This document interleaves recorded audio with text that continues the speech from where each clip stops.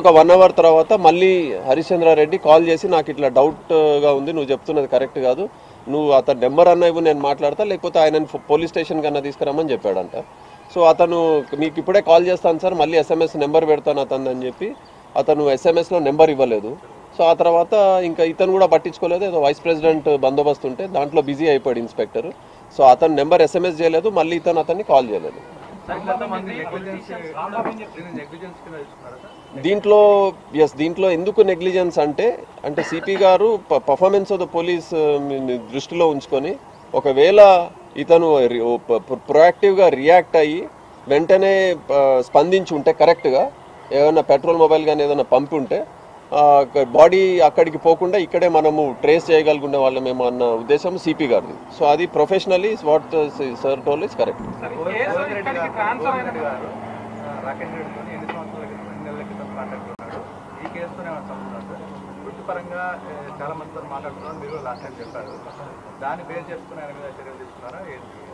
అంటే దాంట్లో కొన్ని కాల్స్ ఉన్నాయండి. ఇక్కడికి మన గోవింద్ రెడ్డి ఇన్స్పెక్టర్ ఇక్కడ బంజారా హిల్స్లో ఛార్జ్ తీసుకున్న తర్వాత కూడా చాలా కాల్స్ ఉన్నాయి దాంట్లో.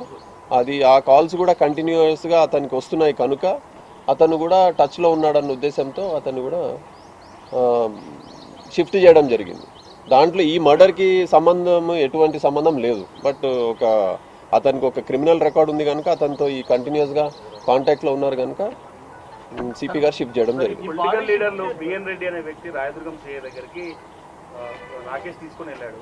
ఆ బిఎన్ రెడ్డి రోల్ ఏమైనా ఉందా ఈ కాన్స్పిరసీ సంబంధం? ఎందుకంటే ఈ ఎక్స్ట్రాక్షన్ కావచ్చు సెటిల్ చేయాలన్న ఇష్యూ రాంబాబు దగ్గర వచ్చినప్పుడు పక్కకు బిఎన్ రెడ్డి ఉన్నాడు. బిఎన్ రెడ్డి నోటీస్లో లేదా సార్ ఈ అమౌంట్ అంతా తీసుకోవాలి, ఎన్ఆర్ఐని బెదిరించాలి, ఎన్ఆర్ఐ ఇష్యూ సెటిల్ చేయాలని చెప్పి? బిఎన్ రెడ్డి నోటీస్లో ఇది ఏదైతే డిస్కషన్ రాంబాబు దగ్గర జరిగిందో బిఎన్ రెడ్డి కూడా ఒప్పుకుంటున్నాడు, అవును సార్ పలానా వ్యక్తి దగ్గర ఆ డిస్కషన్ వచ్చింది, కానీ దాంట్లో నాకు ఆ తర్వాత వాళ్ళు ఏం చేస్తున్నారో నాకు ఐడియా లేదని అంటున్నాడు.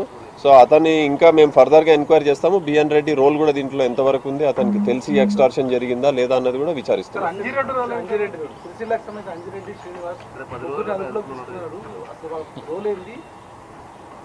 అంజిరెడ్డి కూడా ఈ ఎక్స్టార్షన్ జరుగుతున్న సమయంలో వీళ్ళందరూ అక్కడ ఉన్నారు.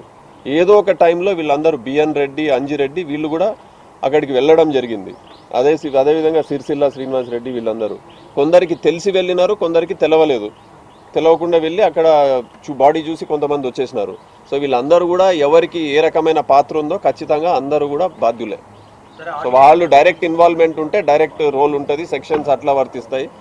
వాళ్ళకి డైరెక్ట్గా తెలవకుండా అమాయకంగా అక్కడ పోయి ఉంటే వాళ్ళకి ఎవరికి ఏం కాదు. కానీ ఖచ్చితంగా ఎవరైనా తెలిసి పోలీస్కి ఇన్ఫార్మ్ చేయలేదంటే వాళ్ళకు కూడా అటువంటి సెక్షన్స్ వర్తిస్తాయి. ఎవరండి? సూర్య అమాయకుడు అంటే మర్డర్కి సంబంధించినంత వరకు అమాయకుడే, కానీ ఒక వ్యక్తిని మభ్యపెట్టి తీసుకుపోవడం వరకు అమాయకుడు కాదు.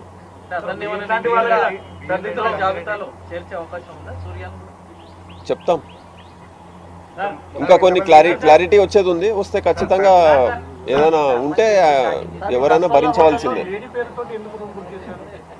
అది వెరిఫై చేయలేదండి, ఇంకా వెరిఫై చేయలేదు, అది వెరిఫై చేస్తాం. అది సబ్జెక్ట్ మ్యాటర్, అది ఇంపార్టెంట్ మర్డర్కి కాదు. అది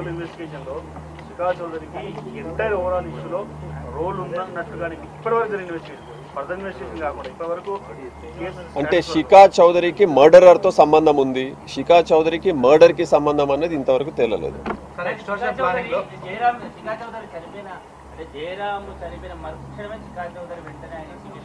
ఆమె డాక్యుమెంట్లు తీసుకోవాలని ప్రయత్నం చేశాను, అక్కడ ఏం దొరకలేదు, వచ్చాను అని. ఆ టైంలో సంతోష్తో లాంగ్ జర్నీలో ఉన్నాను. అది ఎంత లాంగ్ లో ఉంది, ఎక్కడికి వెళ్ళి సెకండ్స్ లో ఆయన ఇంటికి వెళ్ళవచ్చు. అది డైరెక్ట్గా ఇంటి నుంచే ఆఫీస్కి పోయి ఆఫీస్ నుంచి మళ్ళీ జయరామ్ గారి ఇంటికి వచ్చారు. ఎక్కడ దూరం ఏం లేదు, గచ్చిబౌలి నుంచి జూబ్లీ హిల్స్ అంతే. అది కరెక్ట్. అది ఏదండి 100కు పైగా విచారించు.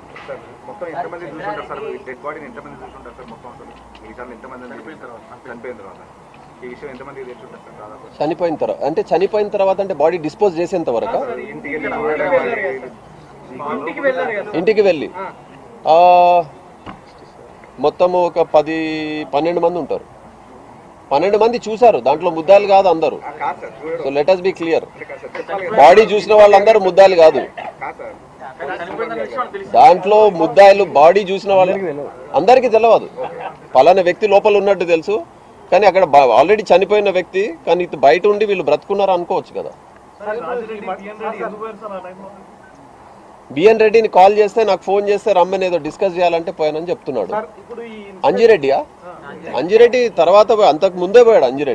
అంజిరెడ్డి ఆ టైం అప్పుడు అతనికి రోల్ ఎంత ఉందో అది కూడా ఇంకా వెరిఫై చేస్తున్నాము.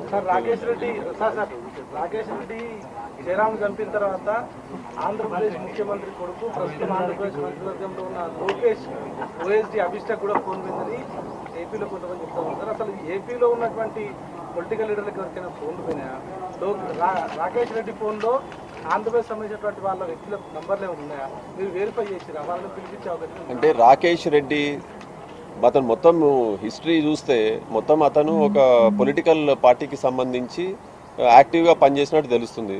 సో దాంట్లో భాగంగా అతను చాలామందికి అఫెన్స్కి ముందు అఫెన్స్ తర్వాత కూడా చేయడం జరిగింది. సో దానికి మర్డర్కి ఎటువంటి సంబంధం లేదు. సో మేము దాంట్లోకి పోదలుచుకోలేదు. రాకేష్ రెడ్డి జయరామ్ను బెదిరించే సమయంలో తీసిన వీడియోలలో ఏముందంటారు? అంటే ఇతను మాట్లాడింది ఎవరికైనా పంపాడా? ఆ వీడియో వీడియోస్ ఎవరికి పంపించారు? ఒక వ్యక్తికే పంపాడు, అతన్ని అరెస్ట్ చేశాను కదా, సుభాష్ చంద్ర. అతనికి పంపించి ఉంది అదంతా మీకు ఇప్పుడు చెప్పలేను, అదంతా సబ్జెక్ట్ మ్యాటర్ ఆఫ్ కోర్ట్.